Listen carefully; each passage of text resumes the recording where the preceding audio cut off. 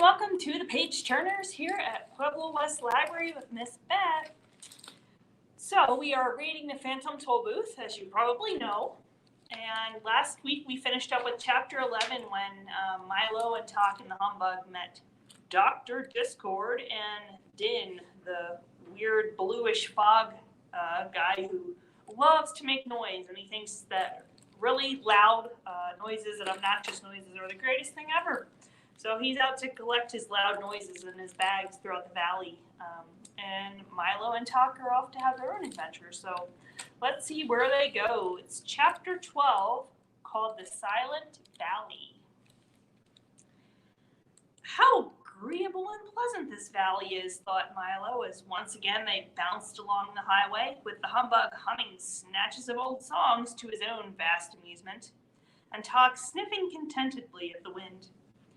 I really can't see what Dr. Discord was so concerned about. There certainly couldn't be anything unpleasant along this road.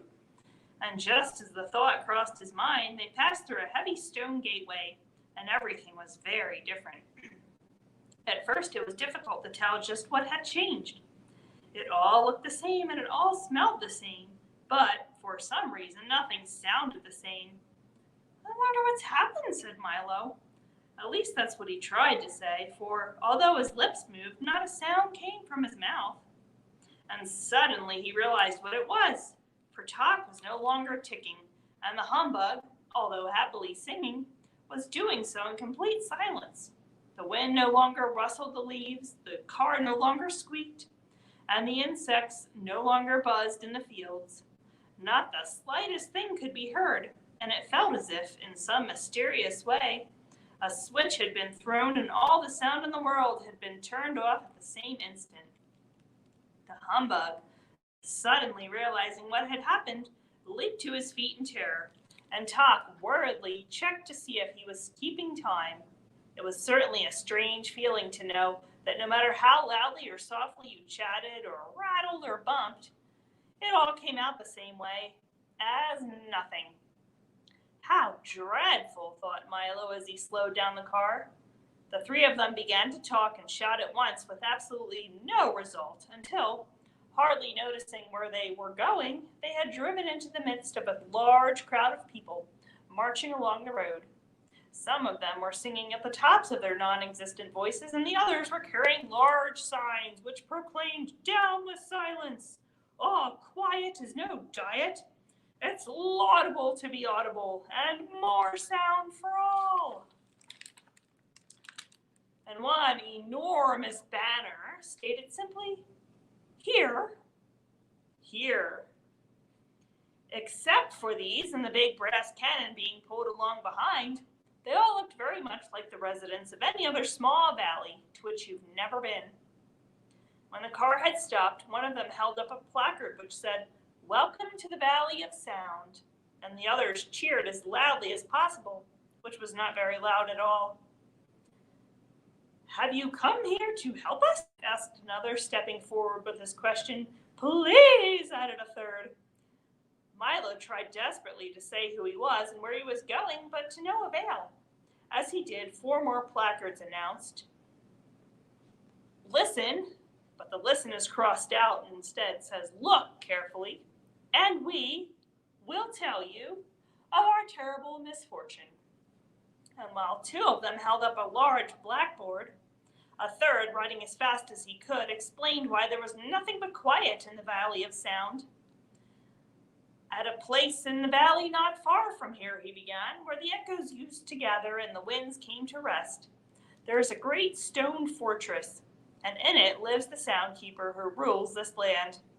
When the old King of Wisdom drove the demons into the distant mountains, he appointed her guardian of all sounds and noises, past, present, and future. For years she ruled as a wise and beloved monarch, each morning at sunrise releasing the day's new sounds, to be borne by the winds throughout the kingdom, and each night at moonset gathering in the old sounds to be cataloged and filed in the vast storage vaults below."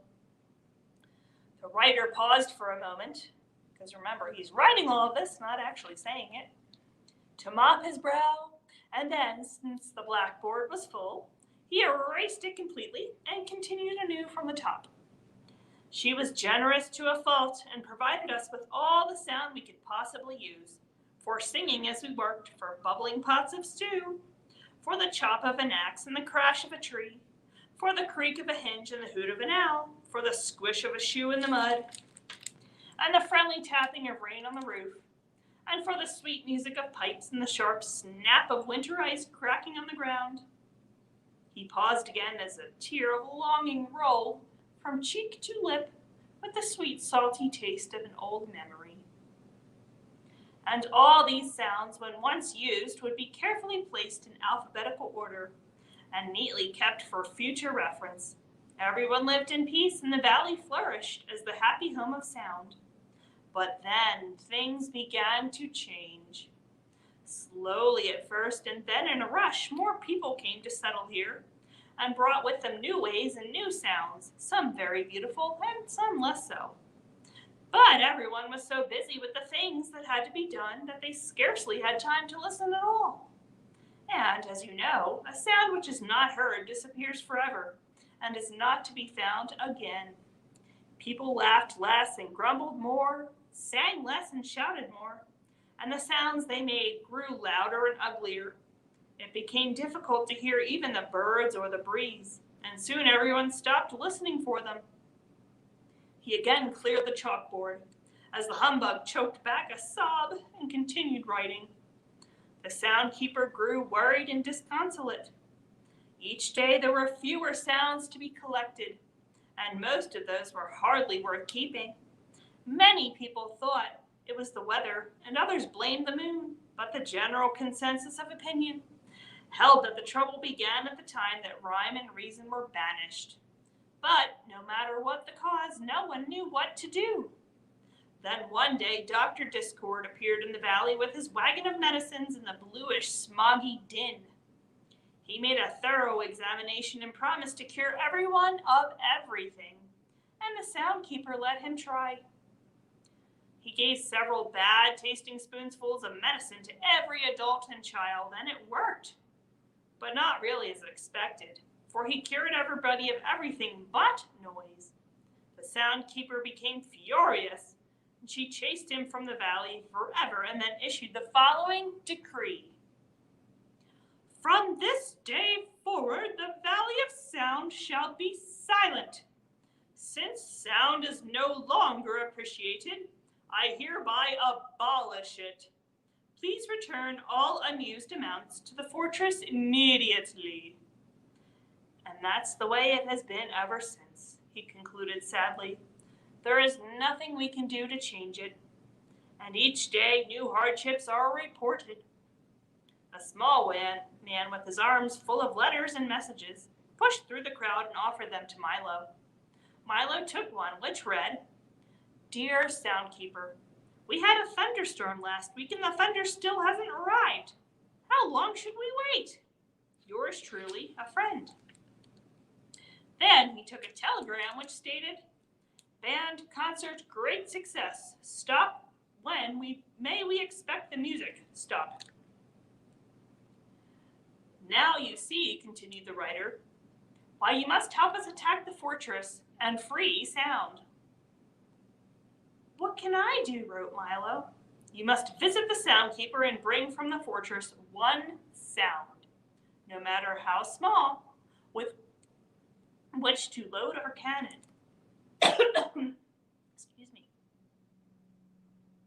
For if we can reach the walls with the slightest noise, they will collapse and free the rest.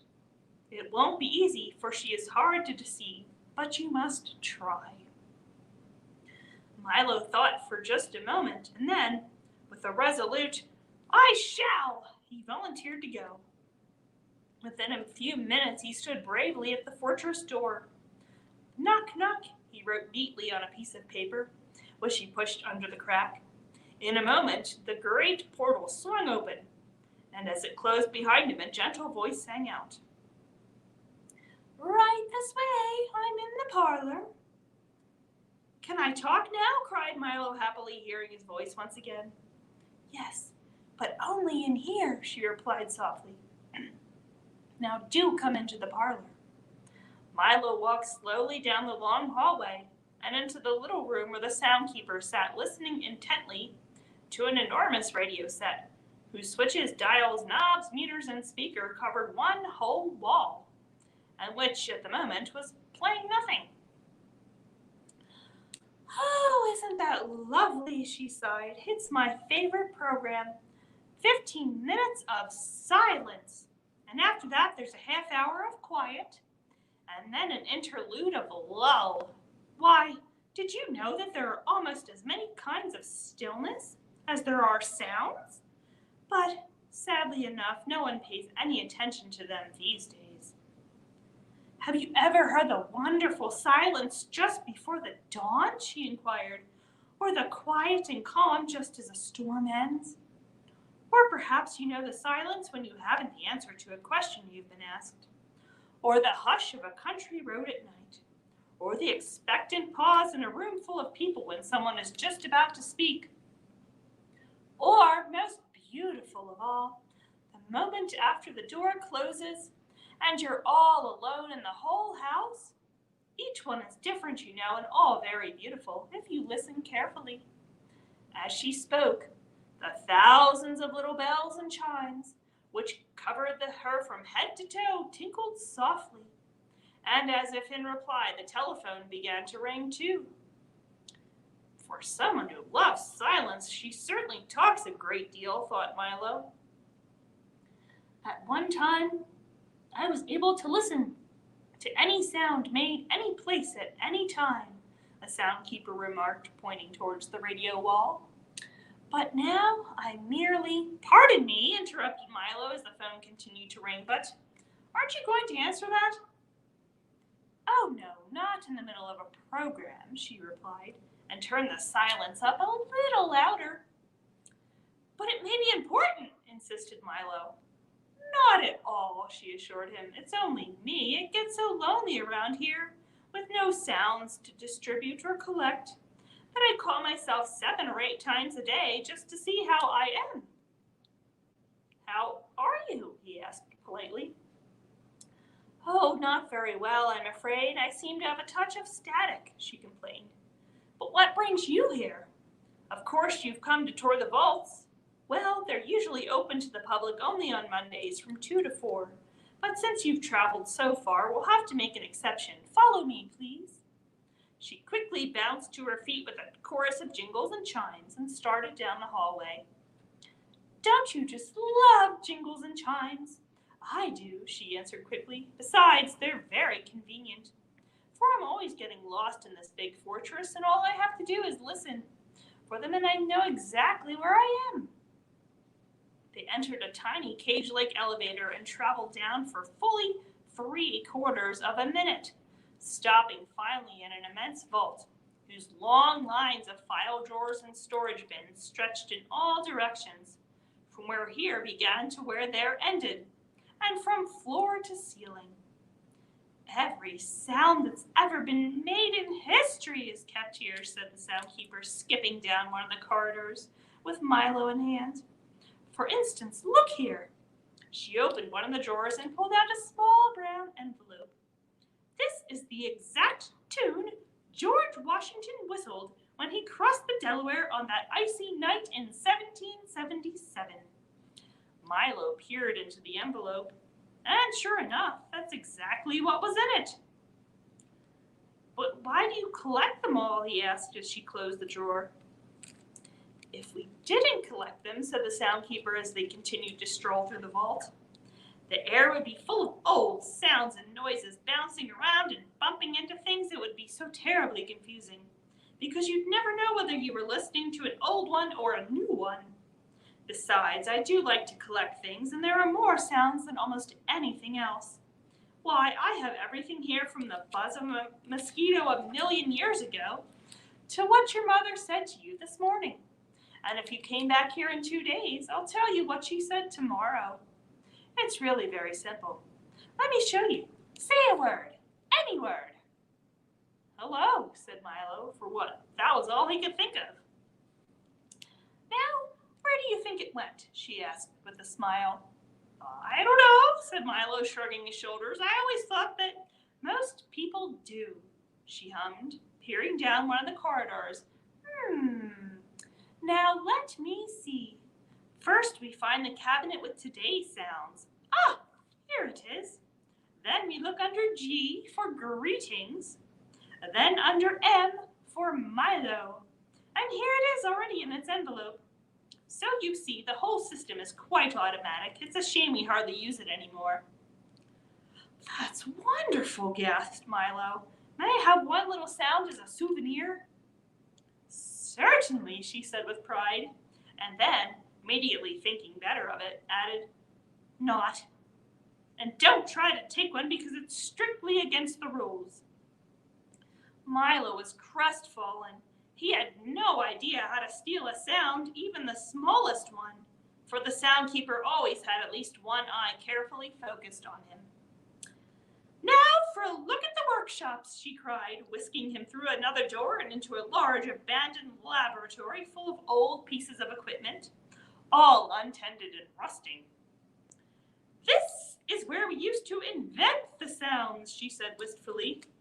Do they have to be invented? Asked Milo, who seemed surprised at almost everything she told him. I thought they just were.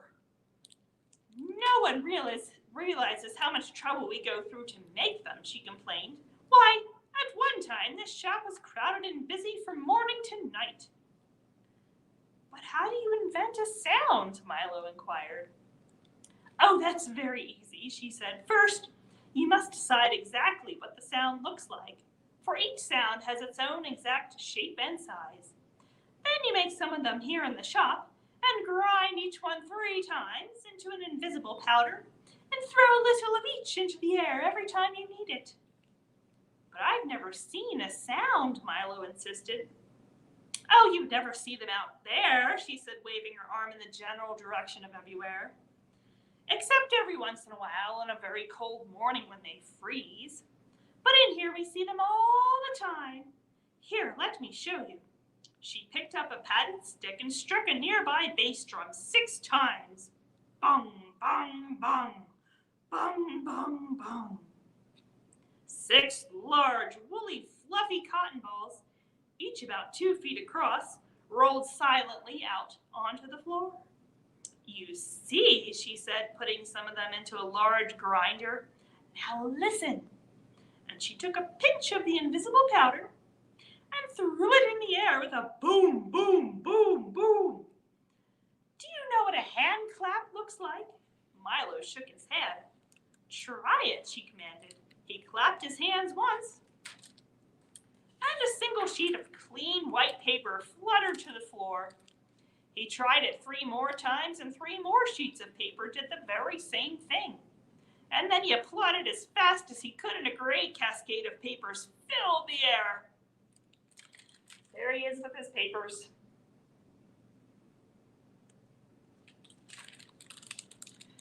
Isn't that simple?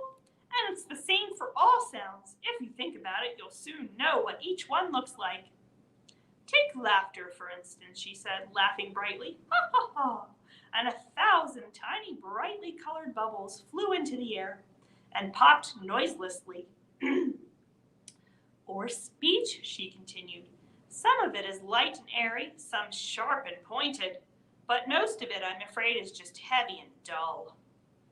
How about music? Asked Milo excitedly. Oh, right over here, we weave it on our looms.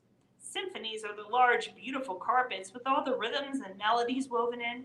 Concertos are these tapestries, and all the other bolts of cloth are serenades, waltzes, overtures, and rhapsodies. And we also have some of the songs that you often sing, she cried, holding up a handful of brightly colored handkerchiefs. She stopped for a moment and said sadly, we even had one section over there that did nothing but put the sound of the ocean into seashells. This was once such a happy place. Then why don't you make sound for everyone now? He shouted so eagerly that the soundkeeper leaped back in surprise. Don't shout so, young man. If there's one thing we need more of around here, it's less noise. Now come with me and I'll tell you all about it, and put that down immediately. Her last remark was directed toward Milo's efforts to stuff one of the large drum beats into his back pocket. They returned quickly to the parlor, and when the soundkeeper had settled herself in a chair and carefully turned the radio to a special hour of hush, Milo asked his question once again in a somewhat lower voice. "It doesn't make me happy to hold back the sounds," she began softly, "for if we listen to them carefully, they can sometimes tell us things far better than words." "But if that is so," asked Milo, and he had no doubt that it was, "shouldn't you release them?" "Never!" she cried. "They just use them to make horrible noises which are ugly to see and worse to hear. I leave all that to Dr. Discord and that awful, awful din." "But some noises are good sounds, aren't they?" he insisted. "That may be true," she replied stubbornly, "but if they won't make the sounds that I like, then they won't make any." "But," he started to say, and it got no further than that, for while he was about to say that he didn't think that that was quite fair, a thought to which the obstinate soundkeeper might not have taken kindly, he suddenly discovered the way he would carry his little sound from the fortress. In the instant between saying the word and before it sailed off into the air, he had clamped his lips shut, and the butt was trapped in his mouth, all made but not spoken. "Well, I mustn't keep you all day," she said impatiently. "Now turn your pockets out so that I can see that you didn't steal anything and you can be on your way." When he had satisfied the soundkeeper, he nodded his farewell, for it would have been most impractical to say thank you or good afternoon, and raced out the door. Chapter 13, Unfortunate Conclusions. With his mouth shut tight and his feet moving as fast as thoughts could make them, Milo ran all the way back to the car. There was great excitement when he arrived as Chalk raced happily down the road to greet him. The humbug personally accepted all congratulations from the crowd. "Where's the sound?" someone hastily scribbled on the blackboard, and they all waited anxiously for the reply. Milo caught his breath, picked up the chalk, and explained simply, "It's on the tip of my tongue." Several people excitedly threw their hats into the air. Some shouted what would have been a loud hurrah, and the rest pushed the heavy cannon into place. They aimed it directly at the thickest part of the fortress wall and packed it full of gunpowder. Milo stood on tiptoe, leaned over into the cannon's mouth, and parted his lips. The small sound dropped silently to the bottom, and everything was ready. In another moment, the fuse was lit and sputtering. "I hope no one gets hurt," thought Milo. And before he had time to think again, an immense cloud of gray and white smoke leaped from the gun. And along with it, so softly that it was hardly heard, came the sound of "what?" It flew toward the wall for several seconds in a high, lazy arc, and then struck ever so lightly just to the right of the big door. For an instant, there was an ominous stillness, quieter and more silent than ever before, as if even the air was holding its breath. And then, almost immediately, there was a blasting, roaring, thundering smash, followed by a crushing, shattering, bursting crash, as every stone in the fortress came toppling to the ground and the vaults burst open, spilling the sounds of history into the wind.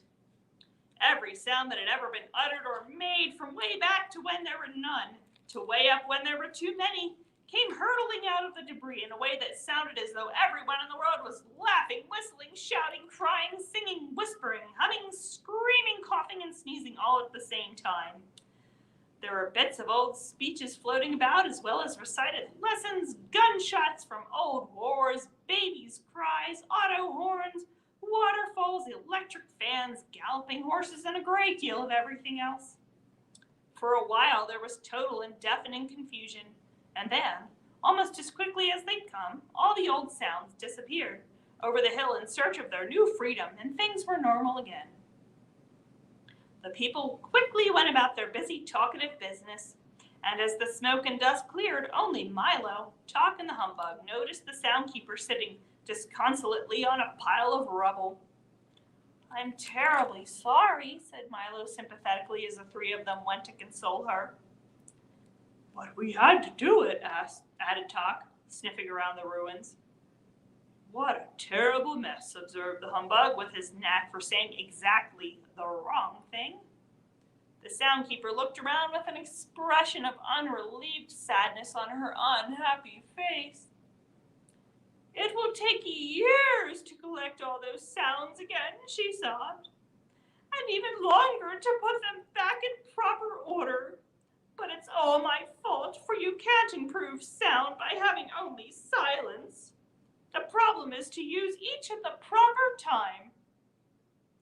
As she spoke, the familiar and unmistakable squinch, squanch, squinch, squanch of the din's heavy footsteps could be heard plodding over the hill, and when he finally appeared, he was dragging an incredibly large sack behind him. "Oh, can anyone use these sounds?" he puffed, mopping his forehead. "They all came over the hill at once, and none of them are awful enough for me." The soundkeeper peered into the sack, and there were all the sounds which had burst from the vaults. "How nice of you to return them," she cried happily. "You and the doctor must come by for an evening of beautiful music when my fortress is repaired." The thought of it so horrified the din that he excused himself immediately and dashed off down the road in a great panic. "I hope I haven't offended him," she said with some concern. "He only likes unpleasant sounds," volunteered Chalk. "Ah, yes," she sighed. "I keep forgetting that many people do. But I suppose they are necessary. For you'd never really know how pleasant one was unless you knew how unpleasant it was." She paused for a moment, then continued. "If only rhyme and reason were here, I'm sure things would improve." "That's why we're going to rescue them," said Milo proudly. "What a long, hard journey that will be. You'll need some nourishment," she cried, handing Milo a small brown package, neatly wrapped and tied with string. "Now remember, they're not for eating, but listening, because you'll often be hungry for sounds as well as food. Here are street noises at night, train whistles a long way off, dry leaves burning, busy department stores, crunching toast, creaking bed springs, and, of course, all kinds of laughter. There's a little of each, and in far-off lonely places I think you'll be glad to have them." "I'm sure we will," replied Milo gratefully. "Just take this road to the sea and turn left," she told them. "You'll soon be in Digitopolis." And almost before she had finished, they had said goodbye and left the valley behind them. The shoreline was peaceful and flat, and the calm sea bumped it playfully along the sandy beach. In the distance, a beautiful island covered with palm trees and flowers beckoned invitingly from the sparkling water. There they are, floating along the sea. You can see the palm trees in the distance and the humbug floating through the air, Chalk and Milo in their car. "Nothing can possibly go wrong now," cried the humbug happily. And as soon as he'd said it, he leaped from the car as if stuck by a pin and sailed all the way to the little island. "And we'll have plenty of time," answered Chalk, who hadn't noticed that the bug was missing. And he, too, suddenly leaped into the air and disappeared. "Oh, it certainly couldn't be a nicer day," agreed Milo, who was too busy looking at the road to see that the others had gone. And in a split second, he was gone also. He landed next to Chalk and the terrified humbug on the tiny island, which now looked completely different. Instead of palms and flowers, there were only rocks and the twisted stumps of long dead trees. It certainly didn't seem like the same place they had seen from the road. "Pardon me," said Milo to the first man who happened by. "Can you tell me where I am?" "Pardon me," replied the man. "Can you tell me who I am?" The man was dressed in a shaggy tweed jacket and knickers with long woolen stockings and a cap that had a peak both front and back, and he seemed as confused as he could be. "You must know who you are," said Milo impatiently. You must know where you are, he replied with equal annoyance. Oh dear, this is going to be difficult, Milo whispered to Talk. I wonder if we can help him. They conferred for a few minutes, and finally the bug looked up and said, Can you describe yourself? Yes, indeed, Man replied happily. I'm as tall as can be, and he grew straight up until all that could be seen of him were his shoes and stockings. And I'm as short as can be, and he shrank down to the size of a pebble. I'm as generous as can be, he said, handing each of them a large red apple. And I'm as selfish as can be, he snarled, grabbing them back again. I'm as strong as can be, he roared, lifting an enormous boulder over his head. And I'm as weak as can be, he gasped, staggering under the weight of his hat. I'm as smart as he can be, he remarked in 12 different languages. And I'm as stupid as can be, he admitted, putting both feet in one shoe. I'm as graceful as can be, he hummed, balancing on one toe. And as clumsy as can be, he cried, sticking his thumb in his eye. I'm as fast as can be, he announced, running around the island twice in no time at all. And I'm as slow as can be, he complained, waving goodbye to a snail. Is that any help to you?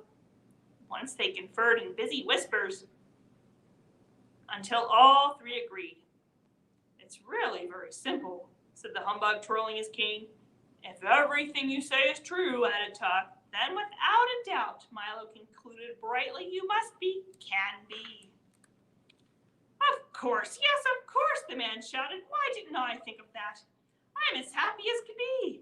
Then he quickly sat down, put his head in his hands, and sighed.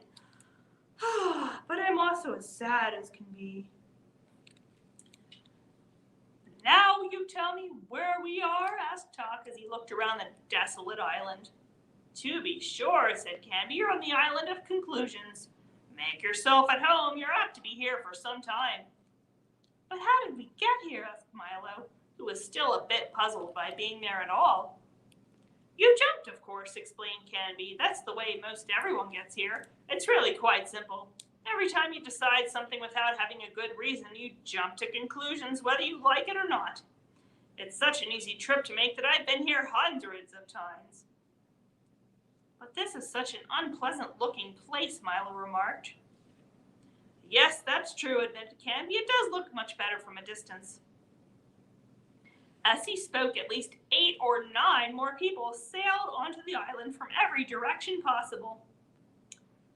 Well, I'm going to jump right back, announced the humbug, who took 2 or 3 practice bends, leaped as far as he could, and landed in a heap 2 feet away. That won't do at all, scolded Canby, helping him to his feet. You can never jump away from conclusions. Getting back is not so easy. That's why we're so terribly crowded here. That was certainly the truth, for all along the bleak shore and clustered on the rocks for as far as anyone could see were enormous crowds of people, all sadly looking out to sea. Isn't there even a boat? Asked Milo, anxious to get on with his trip. Oh no, replied Canby, shaking his head. The only way back is to swim, and that's a very long and very hard way. Oh, I don't like to get wet, moaned the unhappy bug, and he shuddered at the thought. Neither do they, said Canby sadly. That's what keeps them there. But I wouldn't worry too much about it, for you can swim all day in the sea of knowledge and still come out completely dry. Most people do. But you must excuse me now. I have to greet the new arrivals. As you know, I'm as friendly as can be. Over the humbug's strenuous objections, Milo and Talk decided to swim.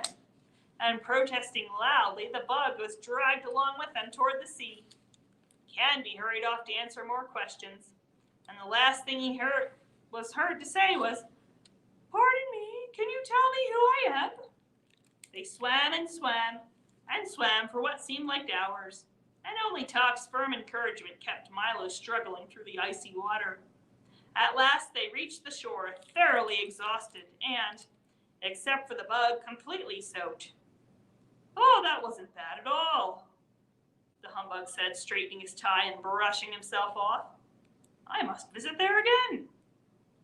Oh, I'm sure you will, guessed Milo, but from now on I'm going to have a very good reason before I make up my mind about anything. You can lose too much time jumping to conclusions. The car was just where they left it, and in a moment they were on their way again.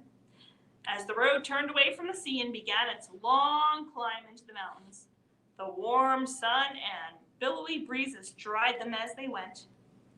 I hope we reach Digitopolis soon, said Milo, thinking of the breakfast they hadn't eaten. I wonder how far it is. And that is where we're going to stop for tonight. In chapter 14 is up next. The dodecahedron leads the way. So I guess next time we'll find out what a dodecahedron is. It's quite a word.